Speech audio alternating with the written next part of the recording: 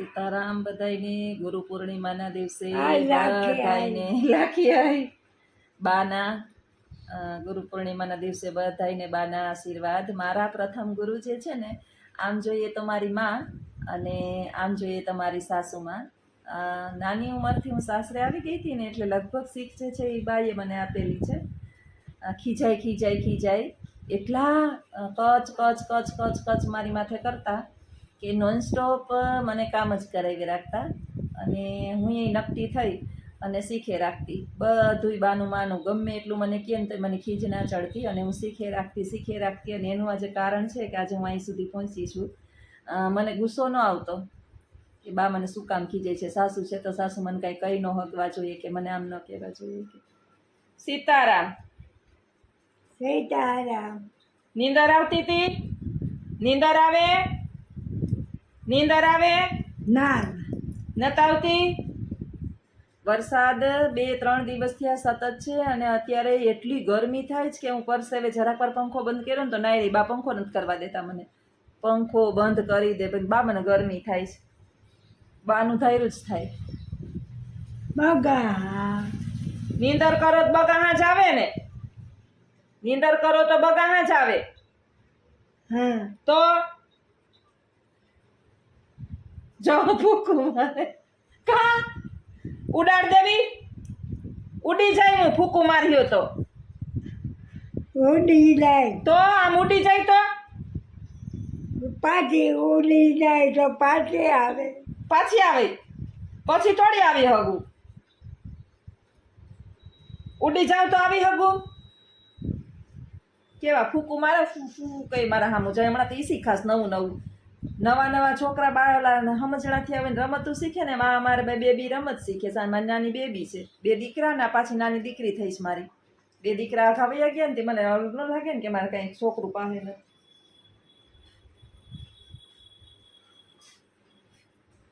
રામ તો તમે કા કરો? જો એવા છે ભગવાન. સીતારામ. સીતારામ. સીતારામ. આજ ગુરુ પૂર્ણિમા છે. હા આજ ગુરુ પૂનમ છે. ગુરુ પૂનમ. પૂનમ છે. ગુરુ પૂનમ. પૂનમ છે. તમારા ગુરુની પૂનમ છે. ગુરુની. હા હા. જય ગુરુદેવ. જય ગુરુદેવ. હા.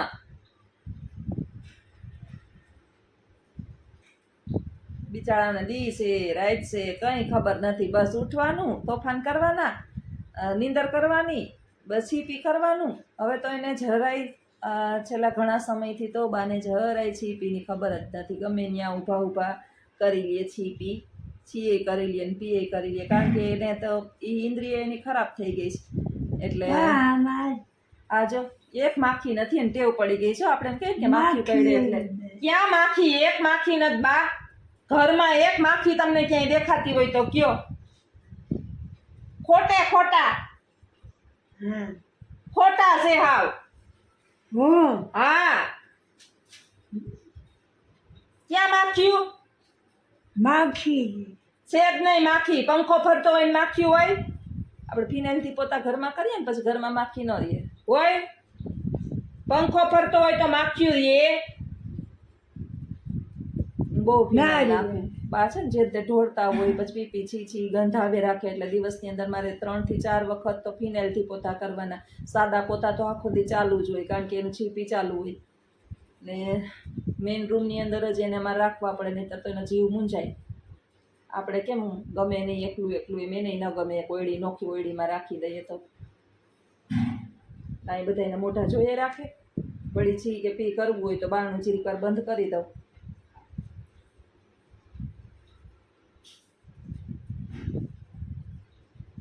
રમાડવા પડે. વરસાદના ઝીણી વરસાદની ઓલી ચાલુ જ છે, બંધ જ નથી. યાદુ ખાઈને મારી પાસે પડ્યો.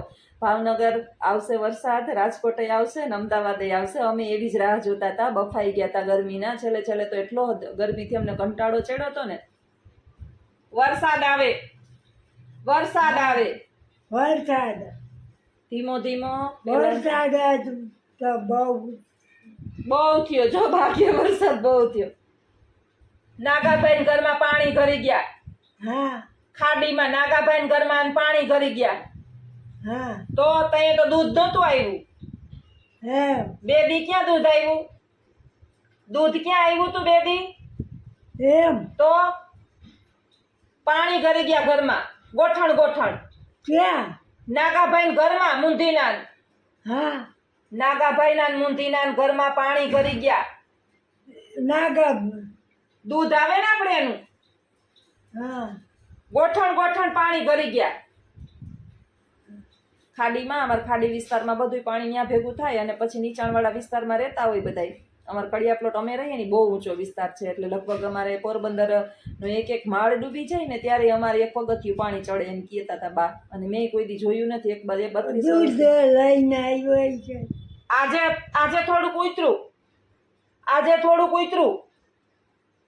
ઉતરી ગયું. હા, બહુ પાણી, એટલા પાણી, કારણ કે એક રાતમાં 25 ઇંચ, 18 ઇંચ પેલી રાતે થયો, રાતે ને રાતે, પછી આખો દિવસ વરસો એ પાછો 10 ઇંચ થયો, એટલે ટોટલ 30 ઇંચની માથે વરસાદ થયો. આટલું પાણી ક્યાં જાય? ખાડીની અંદર પાણી વયું જાય. બાકી તો બધાયના ઘરની અંદર, અમારા સ્ટાફના બિચારા કહેતા હતા કે અમારા ઘરની અંદર એ પાણી કરી ગયા છે, બીજે રહેવા ગયા, ઘર વખરી બગડી ગઈ, સામાન પલળી ગયા. આપણે ન આવે પાણી, આપણે ન આવે, આપણે ના આપણે આવે જ નહીં. તમે આવવા જ ન દ્યો, તમે પાણી આવવા જ ન દ્યો. હા સીતારામ બધાઈને. આજના પાવન એવા પવિત્ર ગુરુ પૂર્ણિમાના દિવસે બધાને ગુરુ પૂર્ણિમાની હાર્દિક શુભકામના. ગુરુ ગોવિંદ દોનો ખડે કિસકો લાગુ પાય, બલહારી ગુરુ આપકી जिसने ગોવિંદ દિયો બતાય. સુંદર મજાના આ કબીરના દુહાની અંદર ગુરુનો મહિમા વર્ણવ્યો છે કે ગુરુ અને ગોવિંદ, ગોવિંદ એટલે ભગવાન શ્રી કૃષ્ણ સામે ઊભા છે. એમાં સૌથી પ્રથમ હું કોને નમન કરું?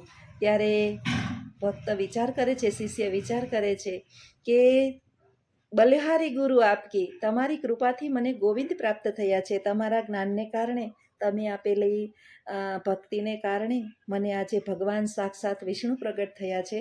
તો હું પ્રથમ તો તમને જ નમન કરીશ. એટલે સૌથી પ્રથમ આપણે આપણા ગુરુઓને નમન કરવાના છે. મિત્રો, સાચા અર્થની અંદર ગુરુ કોણ છે? આપણે કોને ગુરુ કહી શકીએ? અથવા તો આપણા ગુરુ તરીકે આપણે કોને ધારણ કરી શકીએ? જગતની અંદર એક સુંદર મજાની સંસ્કૃતની અંદર સૂક્તિ છે કે દુશ્મનોના દોષો હોય, દુશ્મનોની અંદર ગુણ હોય ને તો એને ગ્રહણ કરવા, અને ગુરુઓની અંદર દોષ હોય ને તો એને છોડી દેવા. પરંતુ આપણે એવા ગુરુ ધારણ કરવાના છે કે જે દોષથી વર્જિત હોય, જેની અંદર દોષ હોય નહીં. હવે આવા ગુરુ આ કલયુગની અંદર શોધવા તો બહુ મુશ્કેલ છે. એટલે સૌથી પ્રથમ આપણે આપણા જન્મ આપનારી જન્મદાત્રી, જેને આપણે આંગળી પકડી અને ચાલતા શીખવું છે. દરેક અભણ હોવા છતાં નાની નાની બાબતની આપણે સમજણ આપી છે. દરેક સમસ્યાઓનો એને હલ કર્યો છે. માત્ર એના ખોળામાં માથું રાખવાથી પરમ શાંતિની આપણે અનુભૂતિ થઈ છે. નાના હોય અને ગમે એવો ડર લાગતો હોય, માના ખોળામાં માથું રાખી અને સૂઈ જઈએ છીએ એટલે પરમ શાંતિની અનુભૂતિ થાય છે. આ મા જે છે એ આપણી પ્રથમ ગુરુ છે. તો આવા માના ચરણોની અંદર સૌ પ્રથમ આપણો પહેલો ગુરુ આપણી મા છે. માના ચરણોમાં નમન કરી એમના આશીર્વાદ મેળવી અને પછી જે આપણે વિદ્યા ગ્રહણ કરવા જઈએ અને આપણી પ્રગતિ થાય, આપણે દરેક કાર્યની અંદર સફળતા આપે અને જીવનની અંદર સુખ, શાંતિ અને સમૃદ્ધિ મળે. માના આશીર્વાદથી અને ગુરુના પ્રયત્નથી આપણું જીવન જે છે એ અમૂલ્ય બને. બીજા વંદન આપણે આપણા ગુરુને કરવાના છે. અને જ્યારે આપણે આપણા ગુરુને વંદન કરીએ ત્યારે પૂર્ણ શ્રદ્ધા અને વિશ્વાસથી કરવાના છે કે મારા ગુરુએ આપેલું જ્ઞાન જે છે એ હું મારા જીવનની અંદર ઉતારીશ અને ક્યારેય પણ મારા ગુરુનું નામ મારા કારણે ખરાબ નહીં થાય એવા હું દરેક પ્રયત્ન કરીશ. તો આજે આ પાવન પવિત્રના દિવસે આપણે દરેક સાથે મળી અને આપણા ગુરુના ચરણોની અંદર વંદન કરીએ. યદુ રાજાએ એક વખત ગુરુ દત્તાત્રેયને પ્રશ્ન પૂછ્યો. ગુરુ દત્તાત્રેય અવધૂત ઉપાખ્યાન ભાગવત પુરાણની અંદર સુંદર મજાનો એક ભાગ આવે છે. આજે ગુરુ પૂર્ણિમા છે તો મને આ અધ્યાય જે છે એ પાછો કહેવાનું તમને મન થયું છે. યદુ રાજા જે છે એ સુખ શાંતિ વૈભવ ઐશ્વર્ય ધન દોલત બધું યદુ રાજા પાસે હતું, પરંતુ પરમ શાંતિની અને સંતોષની અનુભૂતિ યદુ રાજા પાસે હતી નહીં.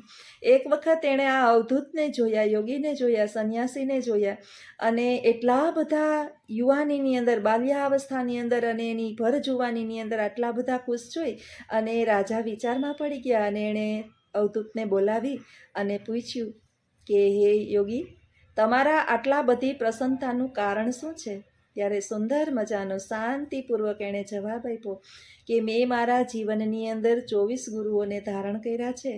એ 24 ગુરુઓ પાસેથી મેં કંઈક ને કંઈક જ્ઞાન પ્રાપ્ત કર્યું છે, અને એ 24 ગુરુઓ મેળવવાનું મારી કારણ જે છે કે કોઈ પણ એક ગુરુ જે છે એ સમગ્ર જ્ઞાન ધારણ કરતો નથી, અથવા તો એક ગુરુની અંદર પરિપૂર્ણ જ્ઞાન ક્યારેય હોતું નથી. એટલે મેં મારા જીવનની અંદર જેમની પાસેથી મને શીખ મળી એ દરેકને મેં મારો ગુરુ બનાવ્યો છે એમ કરી અને માછલી, કીડી, સૂર્ય, ભ્રમર, ચંદ્ર, પૃથ્વી, જળ, આ બધાને મેં મારા ગુરુ બનાવી અને એની પાસેથી કંઈક ને કંઈક મેં જ્ઞાન મેળવ્યું છે, શીખ મેળવી છે અને મારા જીવનની અંદર ઉતારી છે.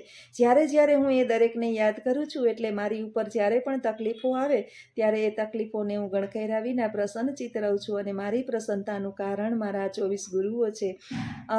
યોગી અવધૂતનો આ સુંદર મજાનો જવાબ સાંભળી અને યદુ રાજા જે છે એ ખૂબ પ્રસન્ન થઈ ગયા અને આનંદમાં આવી ગયા કે ખરેખર યોગીજી, સંન્યાસીજી, તમારી સાચી વાત છે. જીવનની અંદર ક્યારેય પણ કોઈ એક ગુરુ જે છે એ પરિપૂર્ણ હોતો નથી, અને એમાંય આ કલયુગની અંદર તો ક્યારેય પણ નહીં. કારણ કે હું પણ એક શિક્ષક છું.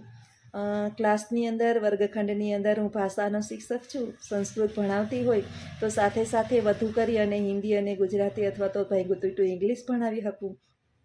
પરંતુ જો વિજ્ઞાન વિશે જાણવું હોય, ગણિત વિશે જાણવું હોય અથવા તો બીજું કાંઈ જાણવું હોય તો આપણે એ ગુરુની જરૂર પડે. એમ હું પણ પરિપૂર્ણ ગુરુ નથી. એવી રીતે યોગીજીની વાત સાચી હતી કે કોઈ પણ એક વ્યક્તિ સર્વગુણ સંપન્ન હોય નહીં.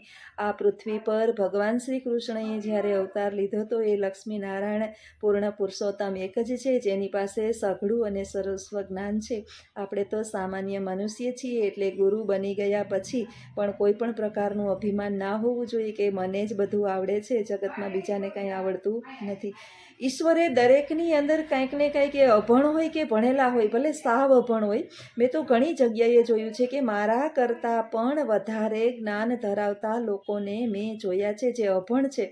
ત્યારે આપણને ખબર પડે કે આપણે તો હજી કૂવાના દેડકા છીએ, ઘણું બધું બાકી છે, ઘણું બધું શીખવાનું બાકી છે. એટલે આપણા જીવન પર્યંત સુધી આપણે એક વિદ્યાર્થી બની અને શીખતા રહીએ અને નવા નવા ગુરુઓ પાસેથી જ્ઞાન ધારણ કરતા રહીએ.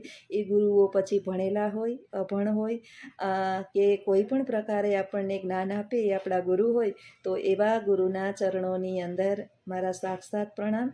અને દરેકને દરેકના ગુરુના આશીર્વાદ મળે અને દરેકનું જીવન જે છે એ સુખ શાંતિ અને સમૃદ્ધિમય બને